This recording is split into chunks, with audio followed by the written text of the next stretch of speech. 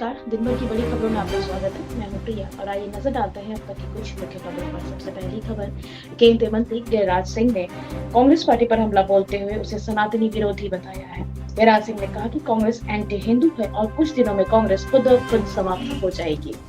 BJP नेता और केंद्रीय मंत्री गिरिराज सिंह की तरफ से यह हमला इसलिए बोला गया है क्योंकि कांग्रेस ने अयोध्या जाने से इनकार कर दिया है। पार्टी ने कहा कि बीजेपी चुनावी फायदे के लिए मंदिर का निर्माण पूरे होने से पहले ही इसका उद्घाटन करवा रही है। इस कार्यक्रम पर देश भर की निगाहें हैं। दरअसल 22 जनवरी को अयोध्या में राम मंदिर की प्राण प्रतिष्ठा का कार्यक्रम होने वाला है। इस कार्यक्रम पर पूरी देश भर की निगाहें टिकी हुई है। कार्यक्रम में शामिल होने के लिए बीजेपी के अलावा देश भर में सभी पार्टियों को निमंत्रण भेजा जा रहा है। कांग्रेस अध्यक्ष मल्लिकार्जुन खड़गे, पूर्व अध्यक्ष सोनिया गांधी, लोकसभा में पार्टी के नेता अधीर रंजन चौधरी को भी प्राण प्रतिष्ठा में शामिल होने का निमंत्रण भेज दिया गया है। हालांकि बुधवार को पार्टी ने इसमें शामिल होने से इनकार कर दिया। वहीं कांग्रेस के प्राण प्रतिष्ठा में शामिल नहीं होने के फैसले की गिरिराज सिंह ने आलोचना की है। उन्होंने कहा कि ये लोग सीजनल हिंदू है। जब इन्हें लगता है कि वोट हासिल करने की जरूरत है तो ये लोग सॉफ्ट हिंदू बनने की कोशिश करते हैं। उन्होंने कहा कि जवाहरलाल नेहरू से लेकर अब तक कोई भी अयोध्या नहीं गया है। राम मंदिर मामले को कोर्ट में लटकाने का काम कांग्रेस पार्टी ने किया था, इसलिए अब उनमें अयोध्या जाने की नैतिक ताकत नहीं है। केंद्रीय मंत्री से जब सवाल किया गया कि कांग्रेस राज्य यूनिट के नेताओं ने पार्टी पर राम मंदिर प्रतिष्ठान में शामिल नहीं होने के फैसले की आलोचना की है, गुजरात कांग्रेस ने फैसले पर सवाल उठाए। अगली खबर, गैंगस्टर और उनके गुर्गों पर शिकंजा कसने के लिए राष्ट्रीय जांच एजेंसी की टीम सुबह 5 बजे सोनीपत के गांव गढ़ी सिसाना के कुख्यात प्रियव्रत फौजी व सिरसा के अंकित के घर पर दबिश की। टीम के दोनों घरों को खंगालने के साथ ही प्रियव्रत फौजी की मां और अंकित सिरसा के पिता से पूछताछ की है। इसके बाद टीम वापस लौट गई है। गुरुवार की सुबह 5 बजे ही सिद्धू मूसेवाला हत्याकांड के मुख्य आरोपी और लॉरेंस बिश्नोई गैंग के शार्प शूटर प्रियव्रत फौजी और अंकित सिरसा के घर पर एनआईए की टीम ने दबिश दी। पंजाब में 29 मई 2022 को गायक सिद्धू मूसेवाला की हत्या में दोनों को गिरफ्तार कर लिया गया था। गैंगस्टर लॉरेंस बिश्नोई की संगठित टेरर क्राइम सिंडिकेट को तोड़ने के लिए एनआईए ने छापेमारी करी है। गुरुवार को दिल्ली के हेडक्वार्टर से एनआईए की टीम डीएसपी गौरव भारद्वाज की अगुवाई में सोनीपत पहुंची थी। काफी संख्या में पहुंचे टीम के सदस्यों के साथ महिला कर्मियां भी शामिल थी। टीम में प्रियव्रत फौजी के घर की तलाशी लेने के साथ ही फौजी की मां से भी पूछताछ करी है। इसके बाद जानकारी जुटाकर एनआईए की टीम वापस लौट गई। प्रियव्रत फौजी जेल में बंद है। पिछले साल प्रियव्रत के भाई की भी पुलिस मुठभेड़ में मौत हो चुकी है। वहीं गांव सिरसा में पहुंची टीम ने अंकित सिरसा के पिता से पूछताछ की है। अंकित के पिता को कुंडली थाना में ले जाकर भी जानकारी जुटाई गई है।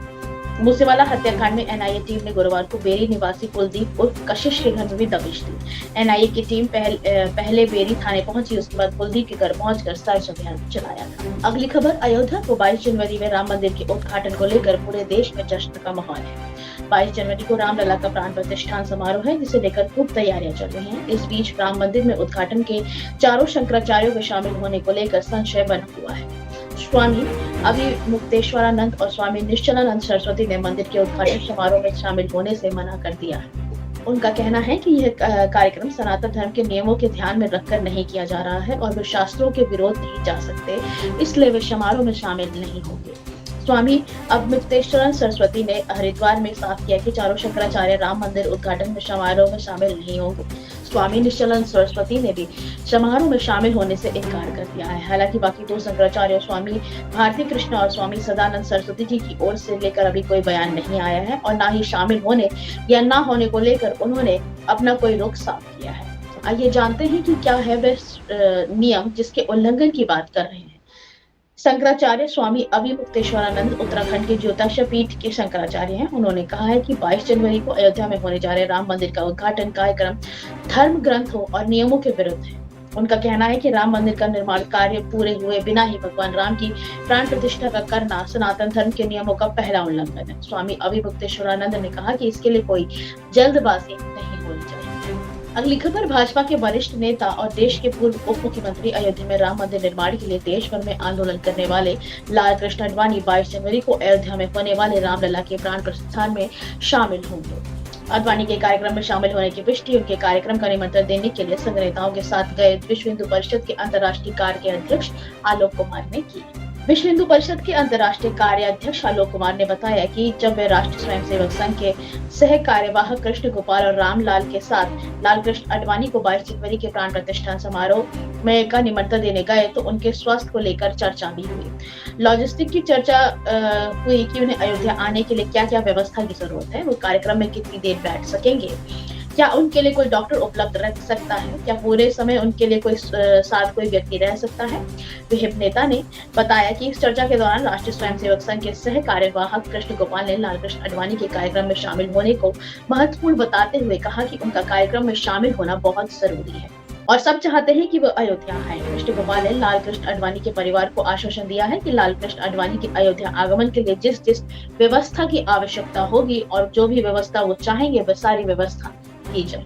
अगली खबर, कांग्रेस ने राम मंदिर की प्राण प्रतिष्ठा कार्यक्रम में शामिल न होने का फैसला किया है। कांग्रेस ने कुछ नेताओं ने पार्टी के विशेष इस फैसले पर आपत्ति जताई है। कांग्रेस नेता आचार्य प्रमोद कृष्णन ने भी इन्हीं नेताओं में शामिल है। प्रमोद कृष्णन ने कहा कि राम किसी पार्टी के नहीं है, वे बीजेपी या आरएसएस के नहीं है, वे सनातन धर्म को मानने वाले करोड़ों लोगों के दिल में रहते हैं। ऐसे में कांग्रेस को अस्वीकार पत्र जारी नहीं करना चाहिए था। उन्होंने कहा कि हमारी लड़ाई बीजेपी से है, हमारी लड़ाई अयोध्या या राम मंदिर से नहीं है, हमारी लड़ाई हिंदुओं से नहीं है। आचार्य प्रमोद कृष्णन ने कहा कि देखिए, भगवान राम को किसी पार्टी के साथ जोड़कर देखना ठीक नहीं है। न राम बीजेपी के हैं, न आरएसएस के हैं और न ही कांग्रेस के हैं। सनातन धर्म को मानने वाले करोड़ों दिल के राम है। राम मंदिर का न्योता मिलना सौभाग्य की बात है। यदि किसी दिल को राम मंदिर नहीं जाना है, वह सिर्फ राम जन्मभूमि का आभार करते हुए आभार पत्र जारी कर देता। कांग्रेस को अस्वीकार पत्र नहीं जारी करना था, उसमें अस्वीकार जैसा शब्द नहीं लिखा जाना चाहिए था। इससे करोड़ों लोगों के दिलों को ठेस पहुंची है। कांग्रेस में भी ऐसे करोड़ों लोग हैं जो भगवान राम का आस्था का प्रतीक मानते हैं। सवाल बीजेपी या कांग्रेस का नहीं है, सवाल संस्कृति, सभ्यता और सनातन धर्म का है। आचार्य प्रमोद कृष्णन ने कहा कि देखिए, ये कांग्रेस के भीतर बहुत बड़ी लड़ाई है। कांग्रेस के बहुत से नेता जो मानते हैं कि पार्टी हिंदू विरोधी नहीं है। कांग्रेस महात्मा गांधी को मानने वाली पार्टी है, जो रघुपति राजा राम कहते थे। कांग्रेस राजीव गांधी की पार्टी है, जिन्होंने राम मंदिर का दरवाजा खुलवाया था। कांग्रेस ने ऐसे नेता जो महात्मा गांधी, राजीव गांधी को मानते हैं, वे निमंत्रण को स्वीकार करने के पक्ष में थे। उनका मानना था कि राम मंदिर का निर्माण मिला है, हमें इसे स्वीकार करते हुए वहां जाना चाहिए। अगली खबर, ब्रिटेन के दौरे पर गए भारतीय रक्षा मंत्री राजनाथ सिंह ने लंदन में प्रधानमंत्री ऋषि सुनक से मुलाकात की। दोनों नेताओं की मुलाकात ब्रिटिश पीएम के आधिकारिक निवास 10 डाउनिंग स्ट्रीट लंदन में हुई है।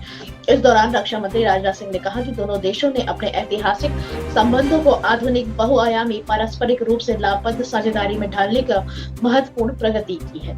रक्षा मंत्री ने कहा कि ब्रिटेन और अन्य समान विचारधारा वाले देशों को शांतिपूर्ण और स्थिर वैश्विक नियम आधारित व्यवस्था को मजबूत करने के लिए भारत के साथ मिलकर कार्य करना चाहिए और भारत में उत्थान के लिए सहयोगी बन सकते हैं। ब्रिटेन के प्रधानमंत्री सुनक ने भी व्यापार, रक्षा और प्रौद्योगिकी के क्षेत्र में दोनों देशों के साथ मिलकर काम करने की सहमति व्यक्त की है। साथ ही उन्होंने उम्मीद जताई है कि दोनों देशों के बीच चल रहे मुक्त व्यापार समझौते को सफल निष्कर्ष पर लाया जा सकता है। मुलाकात के दौरान रक्षा मंत्री राजनाथ सिंह ने ब्रिटिश पीएम शेख सुनक को राम दरबार की प्रतिमा उपहार स्वरूप में दी है।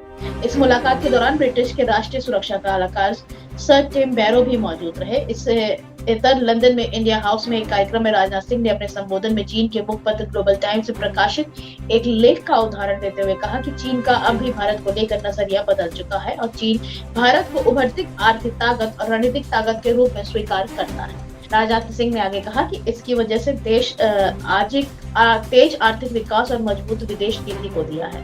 राजनाथ सिंह ने कहा कि गलवान घाटी में हुई भारतीय और चीनी सैनिकों की झड़प के बाद भी चीन का भारत के प्रति रुख बदला है। रक्षा मंत्री ने कहा कि अब भारत को कमजोर देश नहीं मानता, बल्कि इसे उभरती हुई वैश्विक ताकत के तौर पर देखता है। अगली खबर, सुप्रीम कोर्ट ने मनी लॉन्ड्रिंग से जुड़े मामले में महाराष्ट्र के पूर्व मंत्री और राष्ट्रवादी कांग्रेस पार्टी के नेता नवाब मलिक को अंतरिम जमानत 6 महीने के लिए बढ़ा दी है। ईडी की ओर से पेश additional solicitor general SV Raju की ओर से मलिक की याचिका का विरोध नहीं किया गया। इसके बाद जस्टिस बेला त्रिवेदी और जस्टिस पंकज मित्तल की पीठ ने मलिक को चिकित्सा के आधार पर दी गई जमानत की अवधि बढ़ा दी है। गौरतलब है कि पिछले 12 अक्टूबर को सुप्रीम कोर्ट ने मामले में मलिक की अंतरिम जमानत 3 महीने के लिए बढ़ाई थी।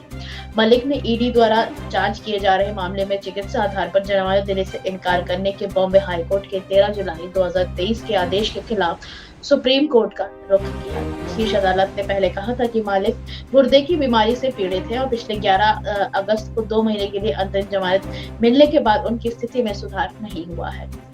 बता दें कि ईडी ने भगौड़े माफिया दाऊद इब्राहिम और उनके सहयोगी की गतिविधियों के कथित रूप से जुड़े मामले में मलिक को फरवरी 2022 में गिरफ्तार किया था। आज के लिए बस इतना ही। बाकी खबरें जानने के लिए देखते रहिए द पब्लिक डेस्क। धन्यवाद।